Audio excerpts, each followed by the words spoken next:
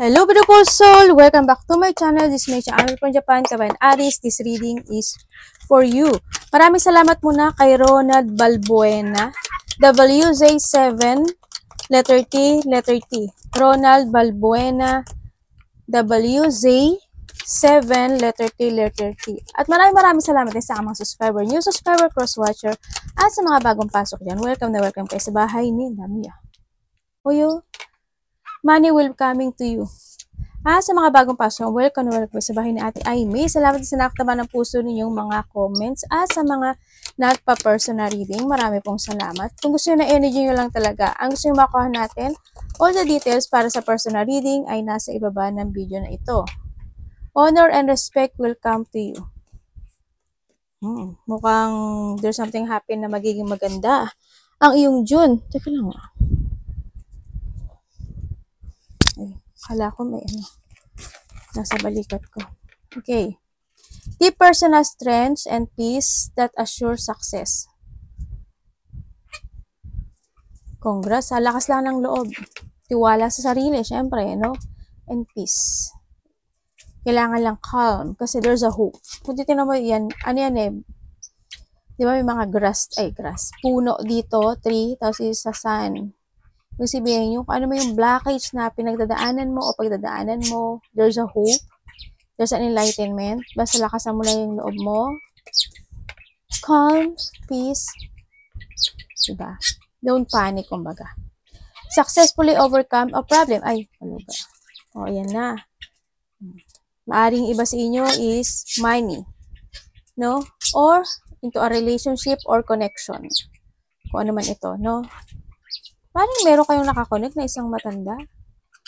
Mas matanda sa inyo. Dealing or relationship with the older woman. Maaring karelasyon mo, nanay mo, kapatid mo, ikaw, something. Light-hearted, carefree time. Anahan nyo yung sarili nyo, ha?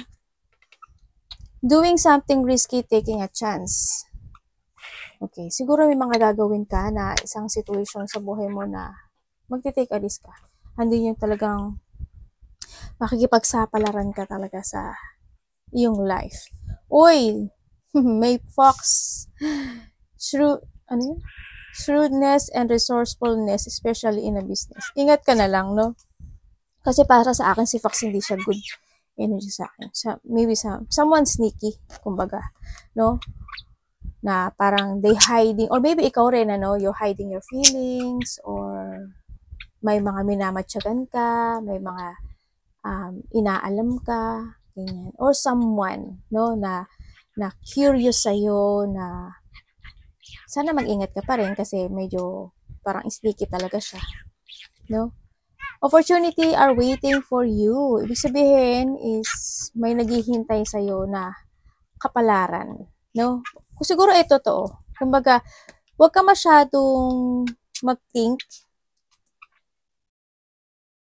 Feel free, calm lang kumbaga, kasi ma-overcome rin yung problem mo. Kumbaga, pero nandito kasi si door.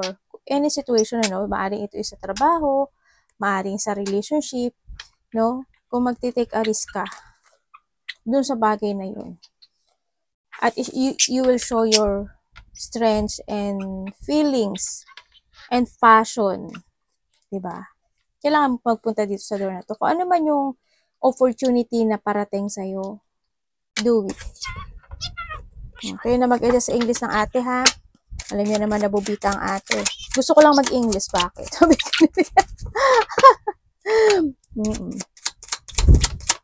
Tingnan natin para kay Aries. June 2025 po, Aries. June 2025, Aries. Parang may isipin nga kayo. Parang meron kayong isang, marionette. Parang may isa kayong bagay o situation in life na para kayong nagiging puppet at sunod-sunuran. Meron tayong 3, 10, 31, 72, and 15. Baka related sa yung mga number na yan. Yan, ang nakikita ko sa iyo, no? And then,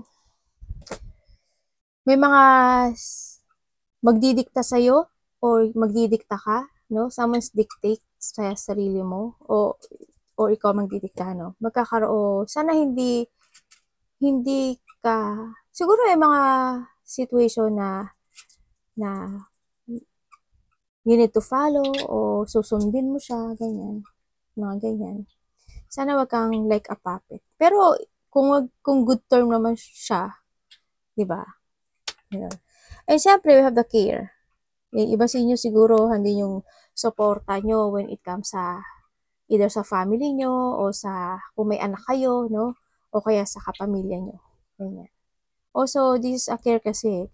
Care also is tama, kung meron siya kasing love, siguro andun yung sitwasyon na someone, kung nandito si Fox, someone is hiding yung feelings niya, then maaring siya yung very care siya sa'yo, no? Na maaring siya is, mayroon siyang paniniwala sa sarili niya na darating yung time, kasi lagi kanya iniisip, darating yung time na magkakaroon kayo ng magkakasundong muli. Either sa friendship mo yan, sa relationship mo yan, sa family mo man yan. No? And then, syempre, nahandito rin yung support. Kumbaga, siguro someone or ikaw, andun talaga yung you give your love and support sa mga taong mahal mo sa buhay mo. Dun din sa kung ikaw is may anak. No? Or sa girlfriend, boyfriend, or asawa mo, ganyan. Syempre, andito rin yung siguro iba sa inyo siguro fortune telling, ganyan, nagre-research na mga parang mga about sa universe, ganyan, mga star, mga ano yun? Yung mga hindi ko masabi, di ba? Basta yun na yun, about doon sa universe, ganyan. O kaya, nagkatarot din kayo, di ba? O kaya, iba sa inyo is mahilig kayong ano yan, tulad nito, 'di ba, mahilig kayo manood ng YouTube or paniniwala when it comes to a tarot, no? Eh syempre meron kang mga disappointment na magaganap o mangyayari this June din sa nakita ko. O maaring ba sa inyo kasi magpapatarot siguro kayo ganyan. And then dito rin yung disappointment, magkakaroon ka ng lungkot there's a isolation situation. Siguro handin rin yung pagiging yung daroy situation. Mabigat ang pakiramdam, siguro you need to take a rest if ever na magkakaroon ka ng ganon, no? And then also, magkakaroon ng connection, ito na nga yun, someone want to connect talaga, no? Nakikita ko ito kasi andin si Fox din talaga, no? Or you want to connect to someone, or maaring connect sa iyong mga collegios, sa iyong mga ka-workers, maaring magkakaroon ng ganun, may mga meeting, may mga teamwork, someone want to collaborate, ganyan, may magkakaroon ng mga dealing, or mga partnership, no, sa iba sa inyo. Kung sa trabaho man yan, it's good kasi nandito rin si Coin, no? Kung handito rin yung sitwasyon na maaaring magkakaroon nga ng union, o handito rin yung, if this is a love, meron din, no? Sa nakita ko dito. O kaya magkakaroon ng, iba sa inyo kasi nandito si opportunity, maaaring may tao makikipag dealing sa'yo or sharing goals, ganyan, or maaring ikaw ito. Ano pang pwede nating malaman kay Aries? Ibig sabihin, may parating na opportunity daw sa'yo. Devil! Oh my God, Leo. Ano ka nandito si Devil? Unang card, Devil agad. Wala ako ata umayos lang po Devil. Ano ibig po sabihin? Aries in June. Universe, baka explain nyo nga sa akin. Okay.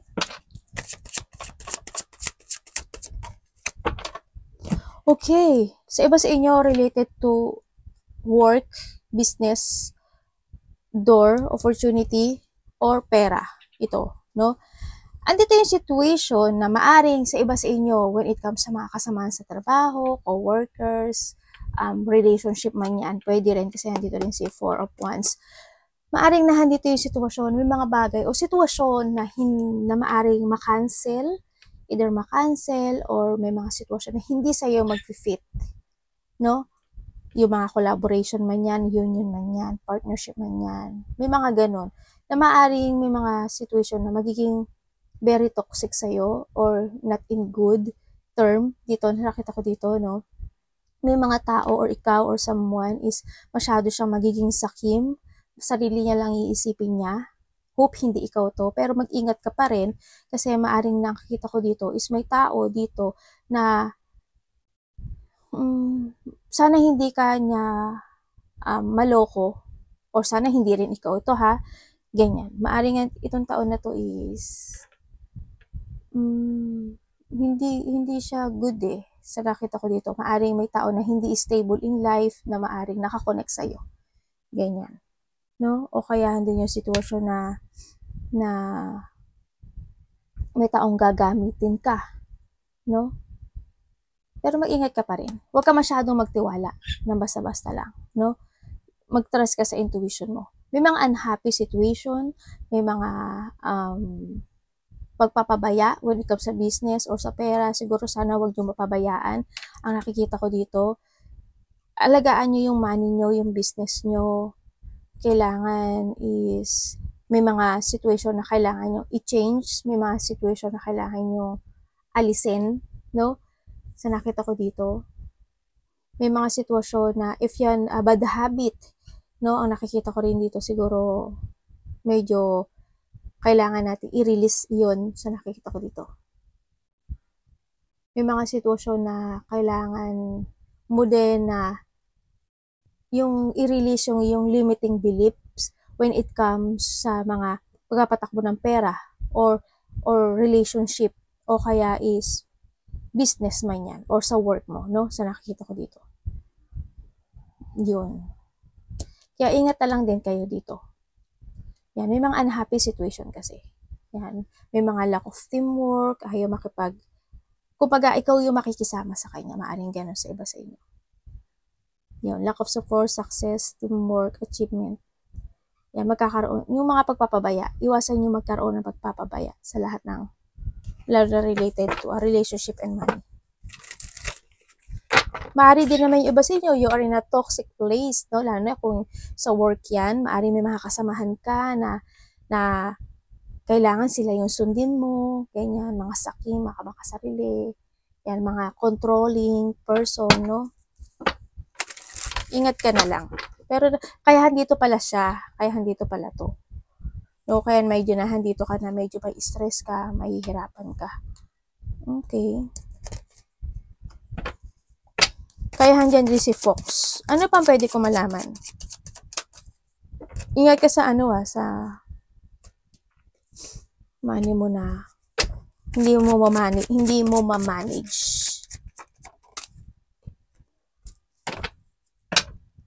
Ano po to?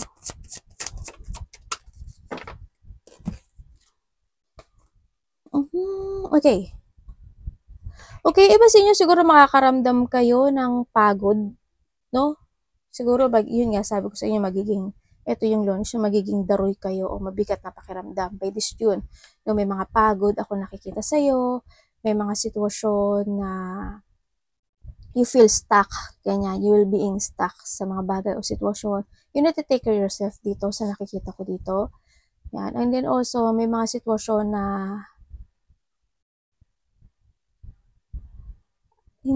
maybe delay. May mga delay situation. Ako nakikita, sandali lang. Kuhanin ko itong si ano. Ay, ano ka? Universe, explain mo nga sa akin itong isang card na to. Thank you. Okay. Okay, maaari magkakaroon ng delay. Hindi naman a big delay. Siguro may mga delay situation happen sa June sa nakikita ko dito. Magkakaroon ng delay sa mga hinihiling mo sa buhay. Yung mga asamin mo. Any situation na gusto mong asamin, your wish come true, o yung satisfaction na hinihiling mo in life, yan. Maaari magkakaroon siya ng konting delay. Ang sinasabi dito, may mga sitwasyon na pwede kang ma-lack of direction. Sa nakikita ko to, maaring magkakaroon ka ng isang situation na ang nakikita ko kasi dito parang, halimbawa kung may lakad ka, no? Halimbawa may lakad ka. O kaya halimbawa nagda-drive ka, maaring mawala ka sa direction mo. Ganyan. May mga sitwasyon na pwede kang ma-lack of direction. Parang siguro hindi ka makaka-focus, ganyan. Siguro may mga iisipin ka, ganyan. May mga ganong sitwasyon. Siguro may mga iisipin ka na ano dapat kong gawin para makamit ko to. May mga ganong situation. Ako nakikita. Maaaring pag-iisipan mo munang maigi. May mga sitwasyon na pwede siyang mag-stop or tumigil. Yun na nakikita ko dito Yun. May taong lumayo dito. May taong lumayo or ikaw ang lalayo or may taong bibitaw. May pagbitaw ako na nakikita sa'yo. And then nakikita ko rin sa'yo, Aries, siguro may mga ililiving behind ka na sa iyong situation. Siguro andito na rin na iba sa inyo maybe you thinking for a travel or may mga lalakarin kayo o kaya may mga situation na i-accept nyo. Okay, fine, accept ko na kailangan ganito. Okay, bibitaw na ako, kailangan ko ng lumaya, kailangan ng ganito, ganyan. Diba? Yung nakita ko dito. O kaya, andun din yung situation na may mga i-release ka na baggage from the past situation. Maaring ganun. Kumbaga, there's a change happen into your life also. Uy, nanginginig yung ano ko. Malindol ba? Yun ang nakikita ko dito. Maaaring i-release mo yung sarili mo sa isang sitwasyon na is not working to you anymore, mga ganyan. Siguro mas more ka maging wiser this time. Yan. May mga i-release ka into your life. And maybe you're focusing sa iyong mga pangarap sa buhay. Kuhanin mo lang yung sa'yo dun Or you need to release yourself. Kasi, kumbaga, huwag kang magpaagos, huwag kang magpaganito in life, no?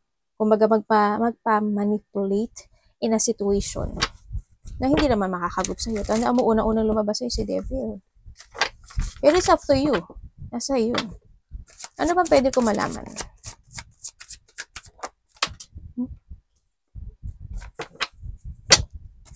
Anong ginagawa mo dito? Okay. Bakit po? Anong niya? Anong connection na to? Anong niya? Hindi ko masabi. Hindi ko masabi yung nasa utak ko. Tanong ko. Bakit ito po? Okay. Okay, may nakikita ako dito a person, maaring babae, no? Maaring andito talaga si older woman sa iba sa inyo. Siguro may babae, maaring magulang mo, karelasyon mo, or maybe ikaw to. O kasamahan mo siya sa trabaho, ha? Anak to, maaring may mas matanda sa'yo, or matanda, or babae. Matanda man siya o bata, no? Ano mo na lang, i-correct mo. Yun. Ang nakikita ko sa kanya, sabihin ko we have Aquarius, Gemini, Libra. Meron tayong Taurus, Virgo, Capricorn. Siyempre, meron tayong Caps. Also, Pisces, Cancer, Scorpio. Yan ang mga nandito, ha? And then, ang nakikita ko to, maaaring may taong gustong kumausap sa'yo or ikaw ang kakausap dito sa tao na to. Maaaring itong tao na to is either kasama mo sa trabaho, karelasyon, kapamilya. Yun ang nakikita ko sa kanya. Yan. Yung iba siguro related to a work. Ito. Kakausapin ka niya siguro iba dito is related. Siguro meron siyang gustong malaman dito sa'yo, no? Kung this is a relationship, maaari may gusto siyang malaman kung ano ba talaga yung katotohanan when it comes dito sa relationship na to. Or maaring ikaw ito, ha? Yun ang nakikita ko dito. Or maari naman when it comes sa work, maari may mga sitwasyon na may mga ipaprogress kayo dito. Siguro may kakausap sa'yo na related to a work na meron kayo mga ipaprogress, i-analyze, mga ganyang situation. Siguro may mga pag-uusapan kayo about the investment to how to grow yung isang, o paano paano magkaroon ng magandang resulta yung inyong business, ganyan, o yung inyong trabaho. Yan. Nakita ko. Also, ang nakikita ko rin dito, siguro magkakaroon ka ng investment. No, maaaring may taong makikipag-usap sa'yo or dealing, tulad ng sabi ko kanina, kasi andito rin si door, si opportunity, saka si coin. No, maaaring andito yung sitwasyon na may pag-uusapan kayo related to work, money, business, ganyan. May makipag-dealing siguro sa'yo, ganyan, sa iba sa inyo. Titignan ko pa nga. Pero ang nakikita ko dito, may tao dito medyo nalulungkot. May taong naghihintay kasi someone want to talk. No? Nagkakaroon siya ng lungkot sa sarili niya, nahatak siya ng nakaraan, maaaring ikaw ito or siya, no? Maaaring andito siya nag-isolate siya sa sarili niya, naghihintay siya ng tamang panahon, tamang pagkakataon, o tamang oras para kausapin ka niya. Kumbaga, kasi hando siya sa situation na itong tao na to, they thinking you as a person na para sa kanya. Yun ang nakikita ko sa kanya. Maring matagal na rin kayong tao na to, no? Sa iba sa inyo. Maring 5 years kayo, 10 years, 6, ganyan, or 17 man yan. Kung ilang years man kayo, months man yan, yun ang nakikita ko dito. Iba dito may matandaan, may mother figure kasi ako nakikita eh. Ano pa pwede ko malaman kay Aris?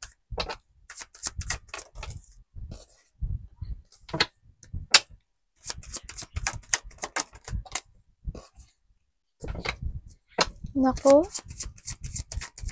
ingat ka.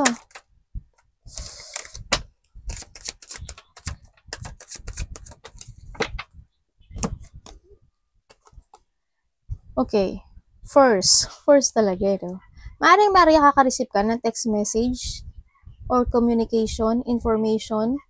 Ako nakikita dito, maaring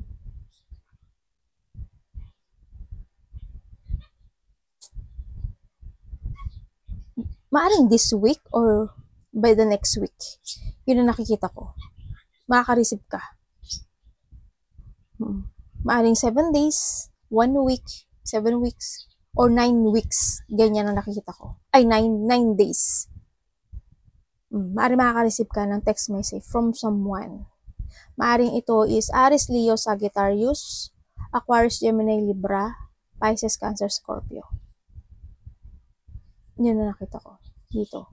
And then also, ang nakikita ko dito is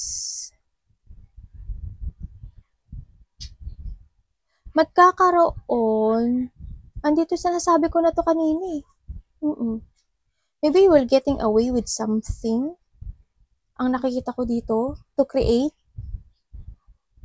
a situation mo sa buhay mo. Kumbaga nahanda yung sitwasyon mo na gusto mo na ng katahimikan, na gusto mo na